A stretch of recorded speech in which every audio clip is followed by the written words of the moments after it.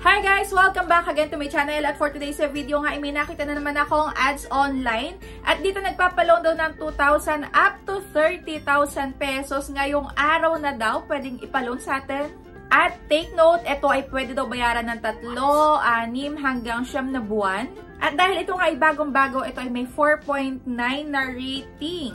Kaya kung nakikita nyo na yung ads na to online, ay naku, wag na wag muna kayo magda-download or mag-i-install dahil lang doon sa may magandang ino-offer, sa malaking ino-offer, at sa may mahabang bayaran. So ayan, silipin natin to at review natin. Dahil dito papakita ko nga kung magkano talaga yung mare-receive nyo, kung legit ba to, kung hindi ba to nangaharas, at kung hindi ka ba nito ipopost online if ever na hindi ka makapagbayad agad. Pero syempre kung bago ka pa lang dito sa aking YouTube channel, ay huwag mo kalimutan mag-subscribe at pindutin mo na din yung notification bell para lagi ka maging updated sa mga next uploads ko. At sumali ka na din sa aking GCash giveaway every month yan at sa aking 2 cellphone giveaway sa December na yan. Ayan, super lapit na at super excited din ako sa mga mananalo.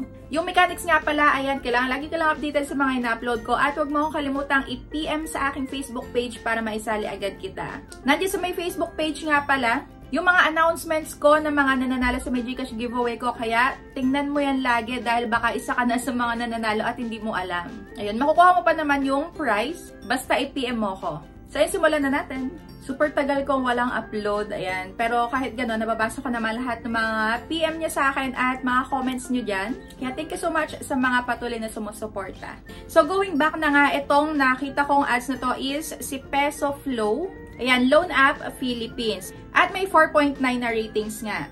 At base dito sa may kanilang details, sa application nila is, ang loan term 91 up to 365 days ang pagbabayad, ang loan term. Ayan, hindi lang pala siya up to 9 months, up to 1 taon din. At basta ikaw ay Filipino citizen at 18 years old pataas, pwede ka na daw makapag-loan dito. Pero kahit na 18 years old pataas ka at nangangailangan ka ng pera is huwag ka muna mag-try agad-agad. So dito nga nakita ko, isa lang yung review. Kalagay is, ayan, so considerate and very fast, reliable. Well, malalaman natin yan. At ito na nga yung kanilang application na download ko na at nakapag-register na din ako. So, dito nakalagay, 84,000 pesos ang pwedeng ma-loan. Ayan, maximum loan amount. At 180 days nga ang nakalagay dun sa kanilang loan term. Pero dito, medyo nag-iisip na ako, nag-aalangan na ako dahil naging cash ranger yung pangalan dito, di ba? So, hindi talaga tayo sure na yung mga lumalabas is talagang bago as in dahil kadalasan is pangalan lang yung binabago. Pero yung terms, ayan, details, same na same pa din. So, ayun nga, nag-apply na ako dito at chinek ko pala yung kanilang privacy policy. So, ayun, nandito naman yung Peso Flow na app pero hindi pa din ako dito 100% sure dahil noong nayari ko na nga itong aking application, eto na yung pinaka-loan details. So, ayan, hindi ko na ipapakita lahat ng mga sinagutan ko sa inyo. Mag-jump na tayo agad sa pinaka-exciting part. So, ako ay naaprubahan nga dito sa may 2,000 pesos at yung loan term is fake news ang 3 months. Dahil ang totoo ay 7 days lang ito at tingnan nyo naman na bago ulit yung pangalan which is naging si Mabilis Pera na. At itong si Mabilis Pera nga is base doon sa may na-research ko online. Dito is, ayan, legit na meron ka ditong matatanggap na iba't ibang klaseng pananakot kahit na wala pa yung due date mo at lalo na pagka nakalagpas ka sa due date mo. So, ayan, bago kayo mag-click at mag-apply sa mga loan application na nakikita nyo online, tamang-tama ginagawa nyo na nanonood muna kayo ng mga reviews bago kayo mag-try. So, ayan, ito yung pinaka matatanggap ko lang if ever na i-accept ko to. So, sa 2,000 pesos, 1,200 lang ang matatanggap ko at meron siyang processing fee na 667, ayan, interest fee na 13 pesos at risk control service fee na 120 pesos. So, overall, 1,200 ang ating matatanggap lang. So, ayun, isang bayaran lang siya. At yung repayment amount daw is 2,000 pesos pa din. So, lahat na ngayon, nakaltas na dito sa may pinaka-amount na ilo-loan mo sa kanila. Kaya walang dagdag dito sa repayment. So, yun lang. So, dito nakita ko, bali 3 yung lumabas na pangalan.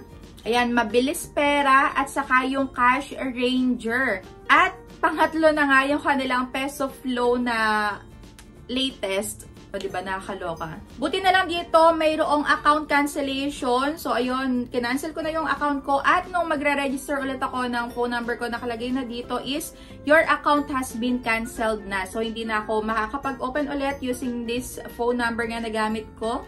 At sana talaga is nabubura pagka kinakancel na yung mga account natin, ano. Ayan, di pa din tayo super sure.